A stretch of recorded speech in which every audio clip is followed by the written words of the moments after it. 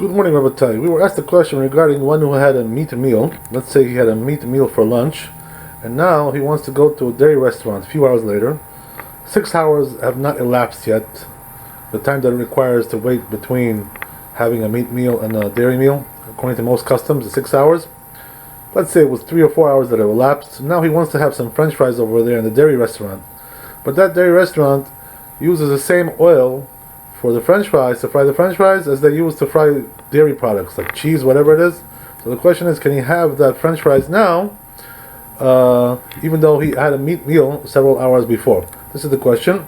The answer is, Rabbi, we find in the Shulchan Aruch, Yordea, Tzadikei, Seif Aleph. It says over there that this is a permitted, because the reason is because we have a case of nat bar nat, noten tam bar noten tam. What does that mean? Translated into English, this means it's a secondary taste that is permissible. How is that a secondary taste? First of all, let's say there was cheese that was cooked in that oil, that was fried in that oil. So what happens is that the taste of the cheese goes into the oil, goes from the cheese into the oil, and therefore now the oil has the taste of the cheese.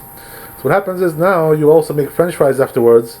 So the primary taste is the taste that went into the oil from the cheese, as we said.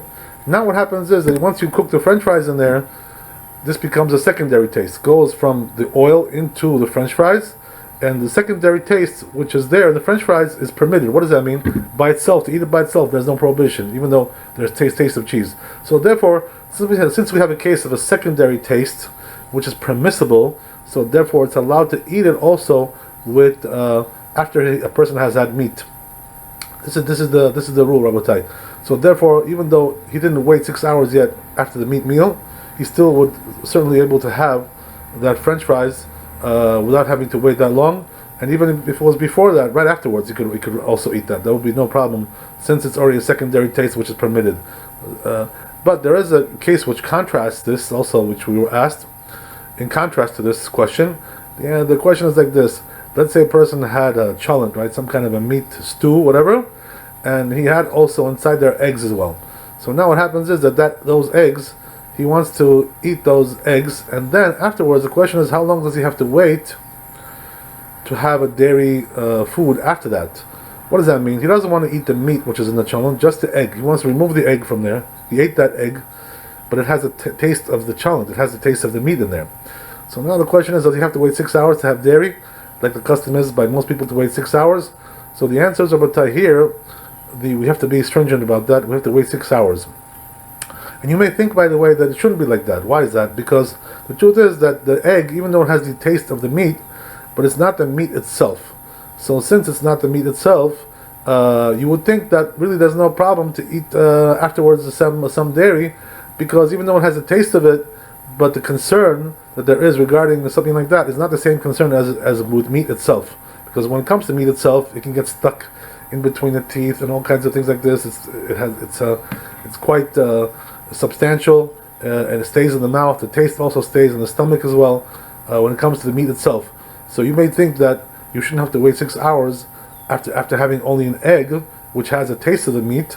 And the truth is that there are some poskim, some rishonim, earlier authorities, who actually say that. They say that the only time we're stringent about waiting 6 hours is when you have meat itself. But when you have a dish which was cooked with the meat together, and you're eating only the dish, other things which were in that dish, let's say rice or potatoes, which were cooked with the meat, or eggs, as in our case. So in a case like that, they say they don't have to be stringent about that. But the truth is that it's brought down on several poskim, the major poskim, whereas that we find that in the Bet Yosef already brought down that a person has to be stringent regarding that. Also, it's brought down in the Ramah. The Bet Yosef is in Siman Kuf Ayin Gimel in Orchaim and Aleph, and also we have the Ramah in Yordea Peit Tet Seif Gimel. He also writes that, the Ramah as well. And also we have several Achronim, later authorities also, that write this, bring that down. The Chida also brings that down over there, and Seif Katan Lamed and Lamed Aleph. And also we have the Yalkut Yosef and Isul Veheter, Amud Taf Yud Bet, and also we have the Halichot Olam, Chelek Zayin, of Moreno Rabbeinu Shalom. He also writes this, that regarding a case like that, the custom is to be stringent, and says the Bet Yosef regarding that, and Difrotz Gader. What does that mean? You shouldn't be so lenient with that. It's considered to be something which is a strong rule, a strong custom. Even though it's custom only, it's not really halacha, but it's a custom. But nevertheless, they say you shouldn't breach the fence, and be lenient about that. And what's the reason why we're so stringent about that? Because they say that if you're gonna eat eggs like that, which have the flavor of meat, and then not wait 6 hours, you may also come to eat meat itself and not wait 6 hours. People get confused with these things. They say, well, what's the difference between the egg, which was in the chalent, and the meat itself? It's all the same. Blah, blah, blah. So if this is allowed, this is also allowed. So therefore, say the Achronim Rabotai, that in a case like that, a person has to wait 6 hours, even though there's really no meat inside there, just a taste of the meat. So what's the difference between the first case, where we had the case of French fries that we do allow, we don't have to wait 6 hours, and when it comes to the egg, we have to wait 6 hours. The difference is that here we have a primary taste of the meat inside the egg. This is not a secondary taste. This is the primary taste. What does that mean? That the egg was inside the pot as it was cooking.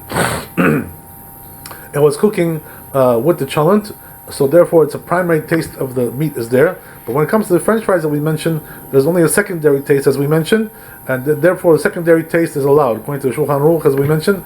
So therefore these two cases are not the same. There's also another case which is similar to that, but a little bit different. What that means is that sometimes it happens that a person will cook the egg using the steam which is coming out of the chalent, out of the stew. It's not really inside the pot itself; it's above the pot, and it's being steamed and cooked with the steam. So the question is that the same thing as the egg being inside the pot itself? And the answer is no, Rabotai, it's not the same thing. So what does that mean? Because we say, there's a Gemara in Masechet Psachim, it says over there, Recha lav miltahi. What does that mean? That the steam that comes out of the food is not considered to be the same as the food itself, the pot itself inside. So therefore, in a case like that, the person just had an egg which was cooked with the steam that came out of the chalent. There he wouldn't have to be machmir, he wouldn't have to be stringent to wait 6 hours. But if the egg was, as we said, the egg was inside the pot itself and it got cooked with the meat, there he would have to wait 6 hours. Baruch Adonai Le'olam, amen, amen. God bless you, have a great day. All the blessings to you and your families. Amen, amen.